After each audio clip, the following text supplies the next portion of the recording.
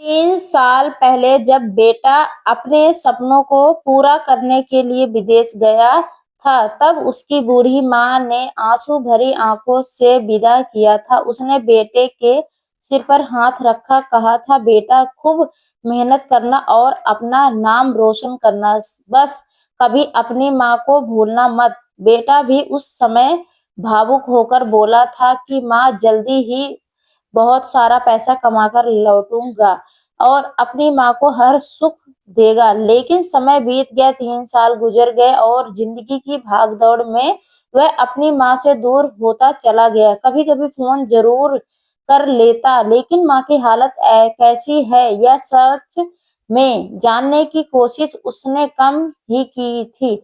लेकिन 3 साल बाद जब बेटा विदेश से बहुत सारा पैसा कमाकर अपने घर लौटा तो उसके दिल में बहुत खुशी थी। वह सोच रहा था कि अब वह अपनी माँ के लिए बड़ा सा पक्का घर बनवाए, उसे अच्छे कपड़े दिलवाएगा और उसकी हर इच्छा पूरी करेगा। लेकिन जैसे ही वह अपने पुराने घर के पास पहुंचा, उसका दिल एकदम से बैठ गया। सामने टूटी फूटी झोपड़ी के बाहर उसकी बूढ़ी माँ एक पुरानी चारपाई पर बीमार हालत में पड़ी थी। उसके शरीर में कमजोरी साफ दिखाई दे रही थी, चेहरे पर झुर्रियां और आंखों में इंतजार की थकान थी। यह दृश्य देखकर बेटे के कदम वहीं रुक गए और उसकी आंखों में आंसू अपने आप बहने लगे। माँ ने जैसे ही अपने बेटों को सामने खड़ा देखा, उसकी सूनी आंखों में चमक आ गई।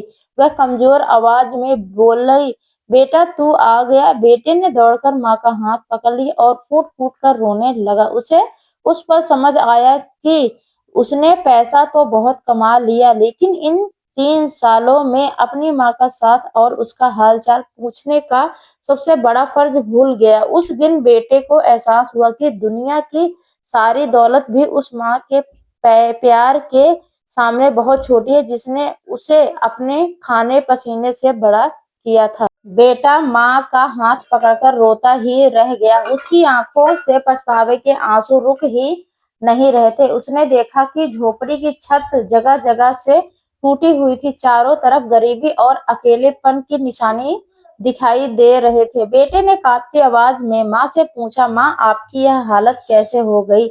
मैंने तो हर महीने पैसे भेजे थे। माँ ने हल्की सी मुस्कान के साथ कहा, बेटा पैसा तो आए थे, लेकिन मैं उन्हें संभाल नहीं पाई। कुछ लोगों ने धोखा दे दिया और बाकी तुम्हारी याद में ही दिन बीत गए। माँ की कमजोरी आवाज सुनकर बेटे का दिल और भी टूट गया।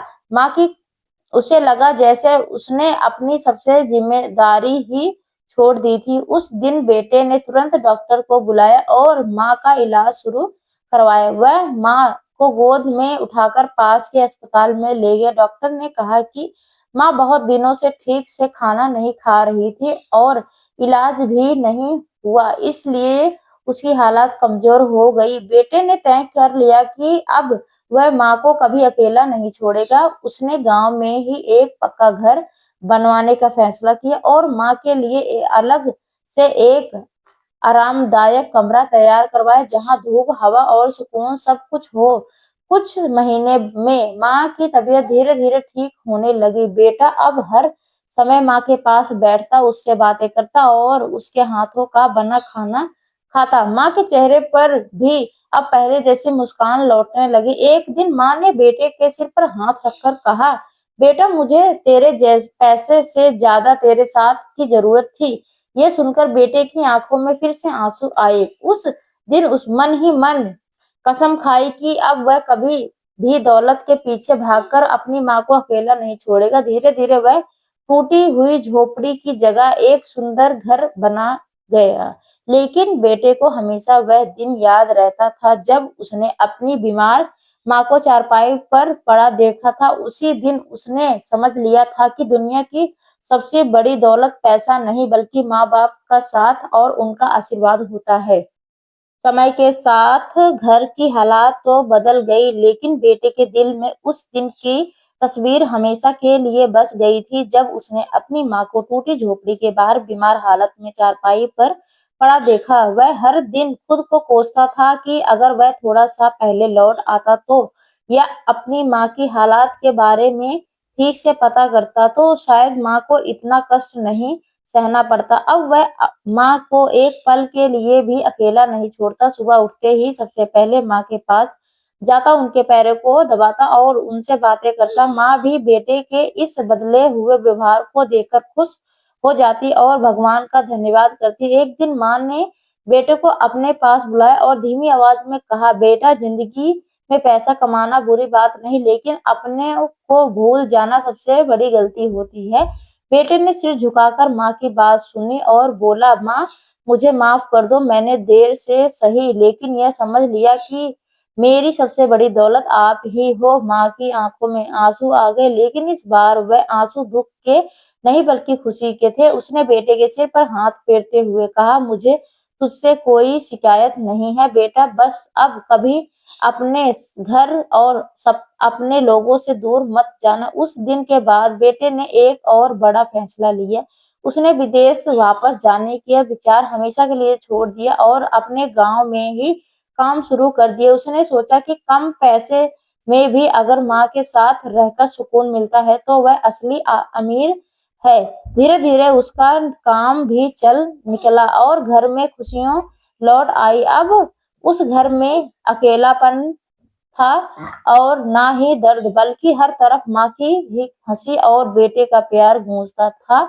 गांव के लोग अक्सर कहते कि जिस बेटे ने अपनी माँ को आंखों के आंसू देख लिया वह कभी गलत रास्ते पर नहीं जा सकता, और सच में भी यही था। उस दिन के बाद बेटे की जिंदगी पूरी तरह बदल गई। उसे समझ आ गया था कि दुनिया में सबसे बड़ा सुख माँ बाप के साथ रहने और उनका आशीर्वाद पाने में ही होता है। समय धीरे धीरे आगे बढ़ता गया। अब घर में पहले जैसी उदासी नहीं रही थी। बेटा हर दिन अपनी माँ के साथ बैठकर बातें करता, उसके पुराने किस्से सुनता और उसे हंसने की कोशिश करता। माँ भी बेटे को अपने पास देखकर जैसे फिर से जी उठी थी, लेकिन कभी कभी इसकी आंखों में गहरी सोच दिखाई देती थी। एक शाम जब सूरज ढल रहा था और आंगन में हल्की हवा चल रही थी, माँ चारपाई पर बैठी आसमान की तरफ देख रही थी।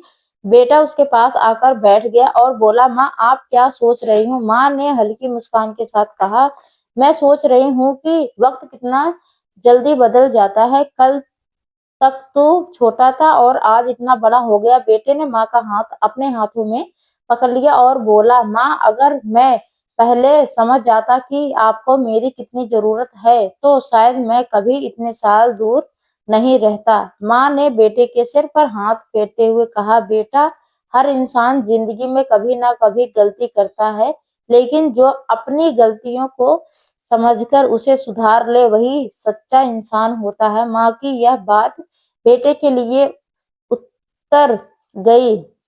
उस दिन उसने तय किया कि वह सिर्फ अपनी माँ की ही नहीं बल्कि गांव के हर बुजुर्ग की मदद करेगा। कुछ समय बाद बेटे ने गांव में एक छोटा सा सेवा केंद्र शुरू किया, जहां बुजुर्ग लोग आकर बैठते, बातें करते और समय बीतते बिताते थे। वह हर महीने वहां खाना और दवाइयों की व्यवस्था करता था। गांव के लोग उसकी बहुत तारीफ करने लगे। वह कहते थे कि जिस बेटे ने अपनी माँ की तकलीफ को समझ लिया वह दूसरों के दर्द को भी जरूर समझेगा।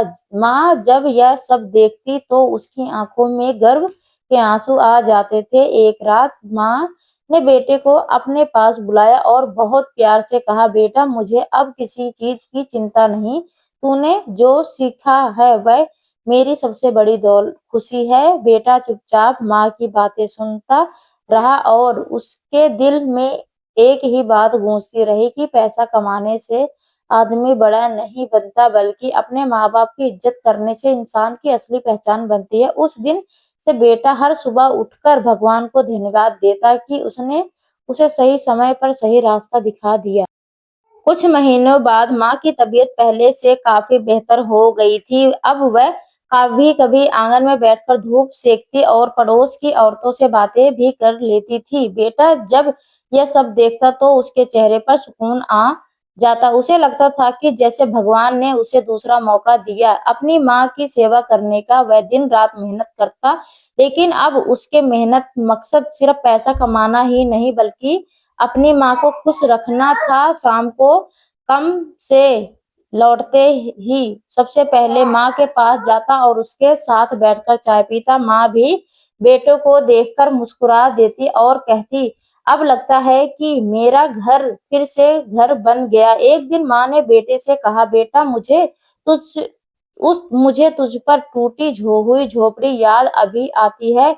वह अपने मैंने तेरे बचपन की हंसी देखी थी, वहां तेरी दिन रात भर जागी थी। यह सुनकर बेटे की आंखें भर आई। उसने उसी जगह पर एक छोटा सा सुंदर मंदिर बनवाने का फैसला किया, ताकि उसे हमेशा याद रहे कि उसने अपनी माँ को कितनी तकलीफ में देखा था और फिर कैसे भगवान ने उसे अपनी गलती सुधारने का मौका दिया। कुछ ही दिनों में वहां एक छोटा सा मंदिर बनवाया गया, जहां हर सुबह दिया जलाया जाता। लोग आकर भगवान से प्रार्थना करते। धीरे धीरे वह जगह पूरे गांव के लिए एक आस्था का केंद्र बन गया।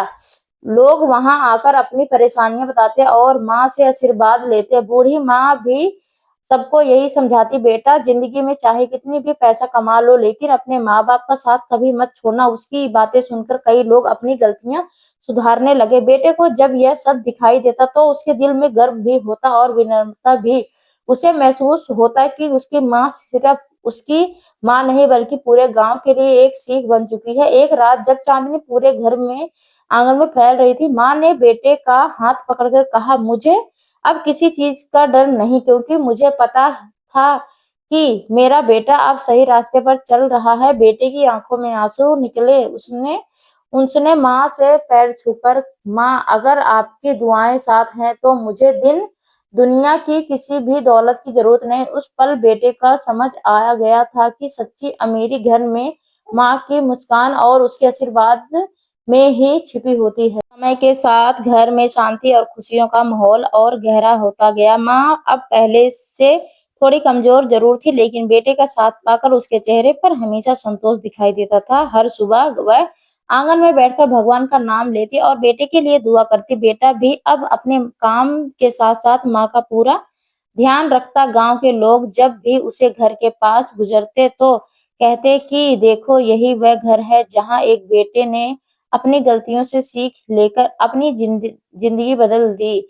एक दिन शाम को माँ ने बेटे को अपने पास बुलाया। हवा में हल्की ठंडक थी और आसमान में सूरज ढल रहा था। माँ ने बहुत प्यार से बेटे का हाथ पकड़कर कहा, बेटा जिंदगी में सबसे बड़ी ताकत इंसान का दिल होता है। अगर दिल साफ हो और इरादे अच्छे हों तो भगवान भी हमेशा साथ देता है। वह चुपचाप माँ की बातें सुनता रहा। उसे महसूस हो रहा था कि उसकी माँ उसे जिंदगी की सबसे बड़ी सीख दे रही है। कुछ दिनों बाद बेटे ने एक और फैसला लिया।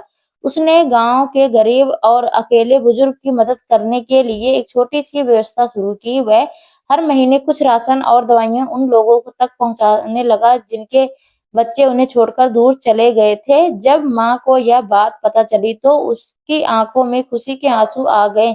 उसने बेटे के सिर पर हाथ रखकर कहा, आज मुझे तो सच में गर्व हो रहा है कि मेरा बेटा अब दूसरों के दर्द को भी समझने लगा है। धीरे धीरे बेटे को यह काम पूरे गांव में मिसाल बन गया। लोग उसे सम्मान की नजर से देखने लगे, लेकिन बेटा हमेशा बाहर यही कहता कि अगर उस दिन मैंने अपनी माँ को टूटी झोपड़ी के बाहर बीमार हालत में ना देखा होता तो शायद मुझे जिंदगी की सबसे बड़ी सच्चाई कभी समझ नहीं आती।